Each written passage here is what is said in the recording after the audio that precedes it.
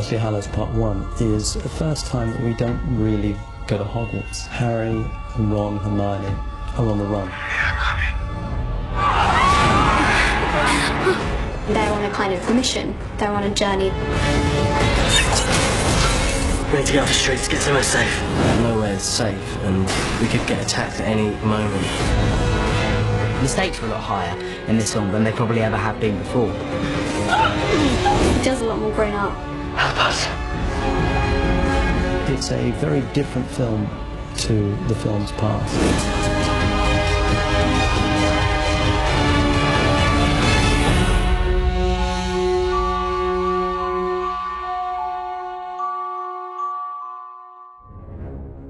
The first half of the book is a road movie in terms of, you know, Harry and Ron and Hermione are forced to flee. And so we have a lot of locations we've never seen before. Part 1 is pretty hectic. There's lots of running around, and there is a real sense that, you know, this is going to be Harry's last chance to finish the Voldemort problem once and for all. At the beginning, Harry's left what was kind of laughingly called his home, which was Privet Drive, which was not much of a home, but it was the only one he had, and he goes to the Burrow, which feels like home. All together now! 1, 2, 3. Bill and Fleur get married in this one, and it starts off as one of the most hopeful kind of moments in the film, I guess. We were there, kid, mate. First time. It's great because the whole cast is back, and it actually feels like a party really in there. It's a great set. The wedding started with a tent, and Stuart and I sort of discussed it. Stuart has a very favourite tent shape, which we have used before as the Tri-Wizard tent, and he thought it complemented the exterior of the Burrows. It isn't a modern contemporary tent. It's very Edwardian in its shape and its silhouette, and rather elegant. By all means. It's amazing how much richness and interest you can get out of a couple of sheets of canvas, basically. It's much more sophisticated than you would imagine that it would be for the Weasleys. So there was always the feeling of, is this a Weasley wedding? Very Weasley wedding, a lot of red-haired bloke. That was a debate that went on quite a long time, but we came to that conclusion. It was a Delacour wedding, paid for by Monsieur Delacour, and with a little French style about it.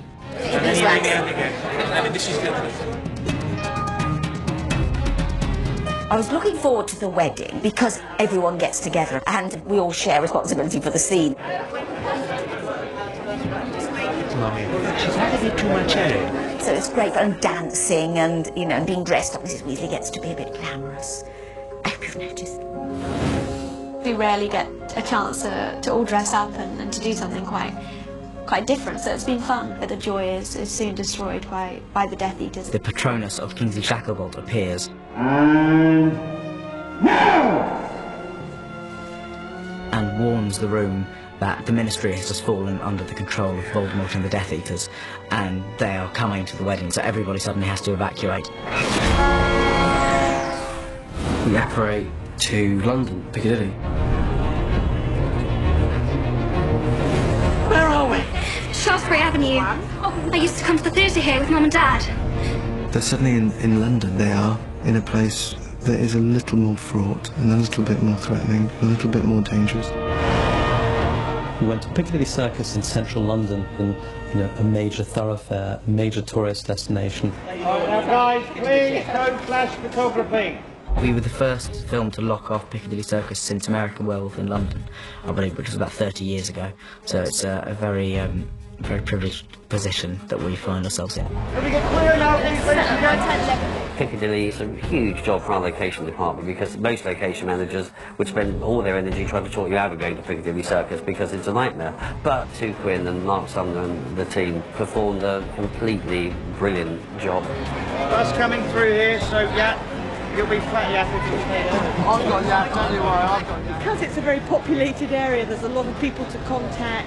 We have to keep lights on everywhere, so we've had to contact all the businesses and let them know what we're doing, so it looks as though it's busy, because after maybe 12:30 this all goes quite dark. And we've had tremendous cooperation from the police, who have helped us to stop traffic in various roads around, and also the councils as well. It's a collaboration between all sorts of different authorities. It was crazy because literally it was like 3 o'clock in the morning and it just looked like everything was open and they left all the lights on, and it was crazy, but it was really exciting actually. I thoroughly enjoyed myself at Piccadilly. It was a great, really good fun night. It was insane. I think fans all over the globe will enjoy seeing such a famous piece of London in Harry Potter. It makes it kind of real, I guess, in a strange way.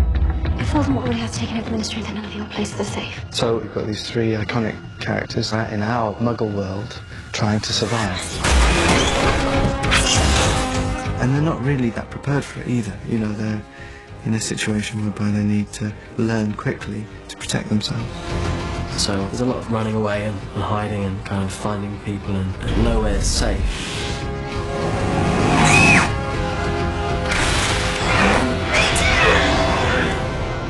They never go to any location twice. When they leave, that's it, they don't go back.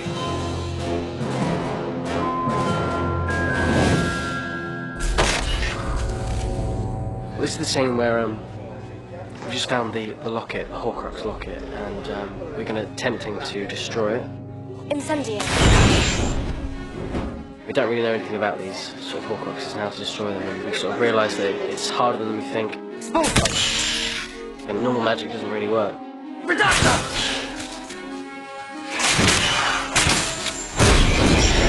The spells chasing the locket were shown in Burnham Beeches.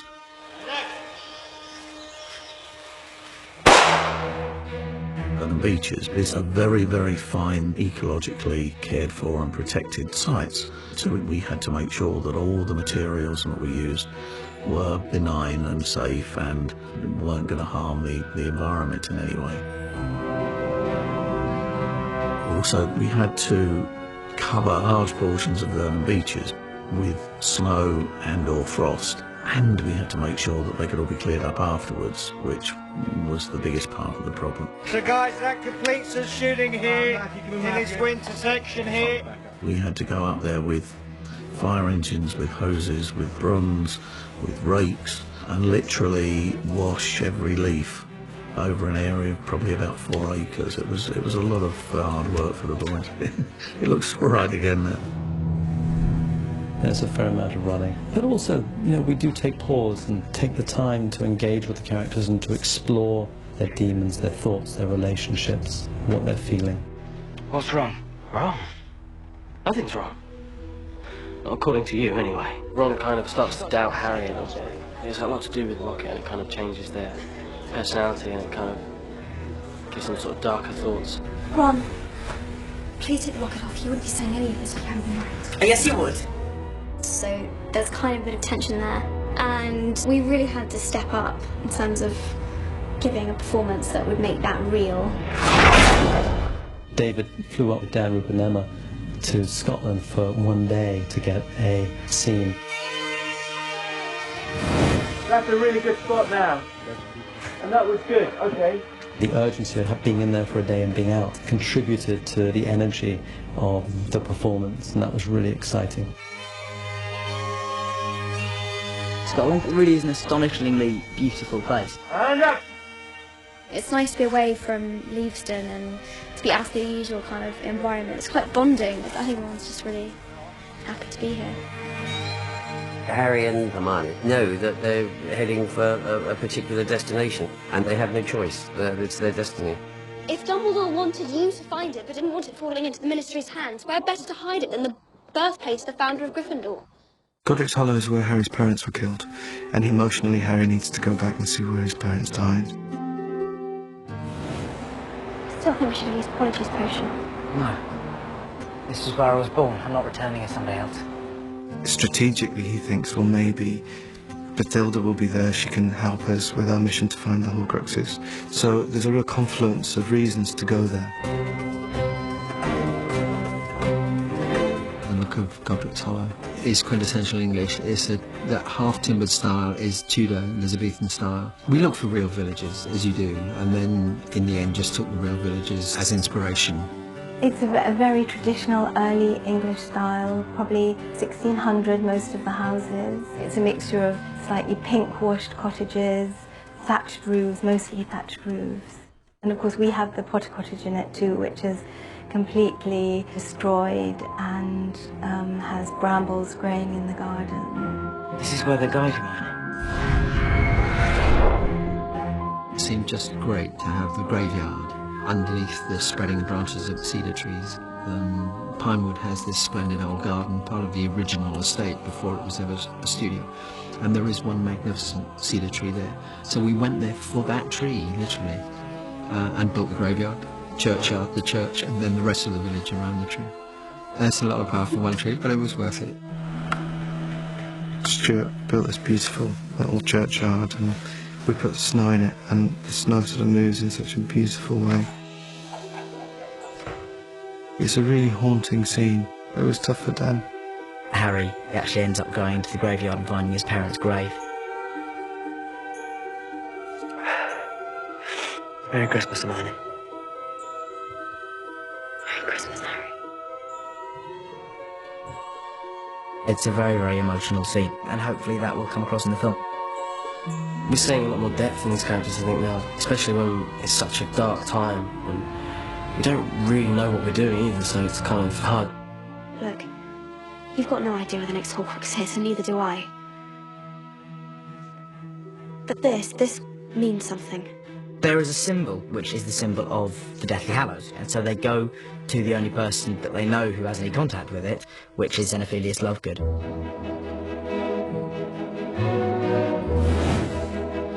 Luna. They go to the Lovegood house, and obviously it's completely Luna. It's like, yes, this is where she was born. You see it, and you just know where it all came from, why she's how she is. Keep off the dirigible plums.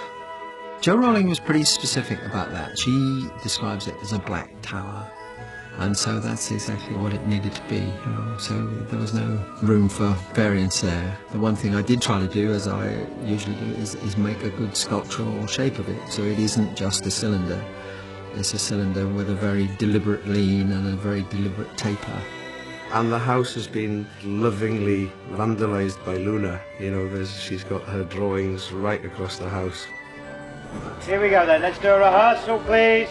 We love the idea of the painting, having it decorated, and we wanted to get some input from Ivana, who plays Luna. She's always very intrigued by the art department and all of our work.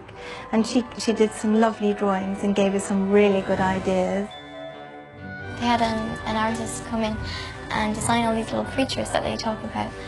She told me that she used the book Fantastic Beasts and Where to Find Them, which is what J.K. Rowling wrote, and she would look at them and she'd draw.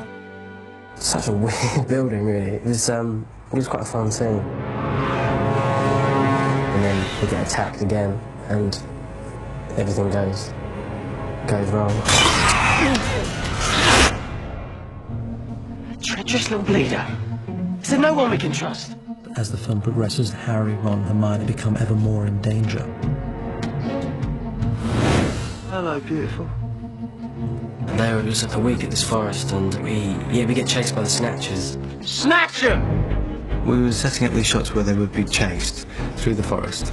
And I said, all right, I'll do a take, and I'll let them just get the hang of it.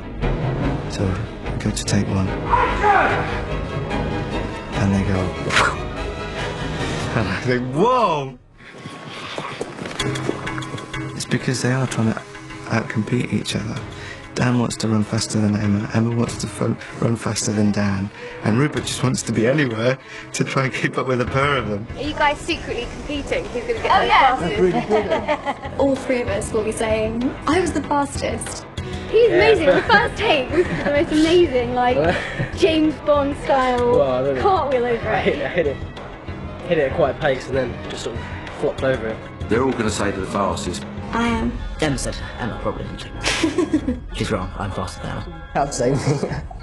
Rupert knows he's not the fastest. Thinking about it, that's just him. He's just mouthing off then. First time I ran in a long time. Emma really impressed me, and she can run. I mean, she left a lot of them for standing. I was so pleased. I gave the boys a good run for their money. definitely. I could beat her. There's not even a question in my mind. If you well, it depends what distance, I mean, you're talking about, but short distances, every time. No problem. We'll cue you guys when to start running on this, because you're actually faster than Dan and... yeah. Don't tell him. I'll tell him. Yeah. Hero. I don't care. I'll call it red carpet next premiere. We'll do it. I'll have a race, man. Make it 100 yards. I'll do it. I'm up for that. Not that I'm competitive at all. It's actually funny. David has to take us aside and say, I just want to remind you that this scene is about the film, not about which one of you can run the fastest. We all sort of went away with our heads down, like, oh, it's a bit embarrassing. It's weird having someone chase you, how that kind of makes you run faster, really. But it's all a bit tense, because essentially if they kind of find it's Harry, it's all over, really, and Voldemort wins. Change of plan. We're not taking this lot to the Ministry.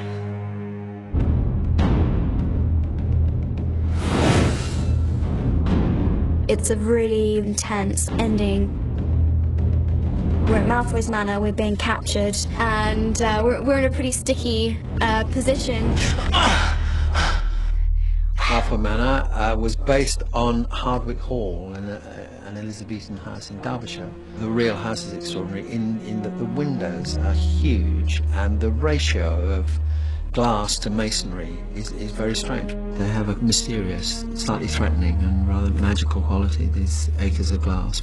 So we took that form and designed a Gothic roof for it.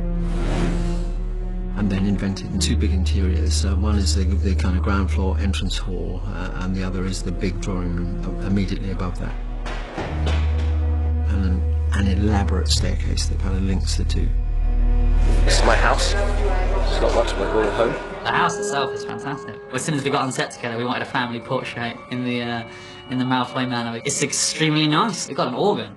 Amazing. That's clearly what Draco does in his spare time. Little did we know, he's a fantastic organist. The ceiling's about 30 foot high, so we've got a couple of chandeliers, so I thought we must be doing pretty well for ourselves. But I will confess, the floor was a little dusty. So I don't know whether that's down to the big war of the worlds going on, or just our own laziness. I'm not sure.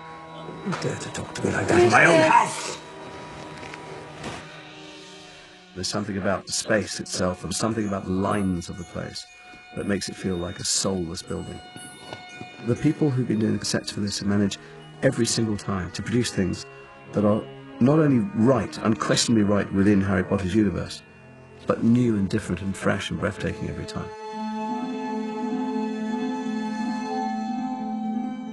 Everybody is really ambitious to make the very best work they can, and the new and different locations really helped the performances. It felt much more immediate and very real and powerful. It's just how I remember it. The trees, the river, everything. The parts where we are on the road should have a sense that we're moving towards something momentous.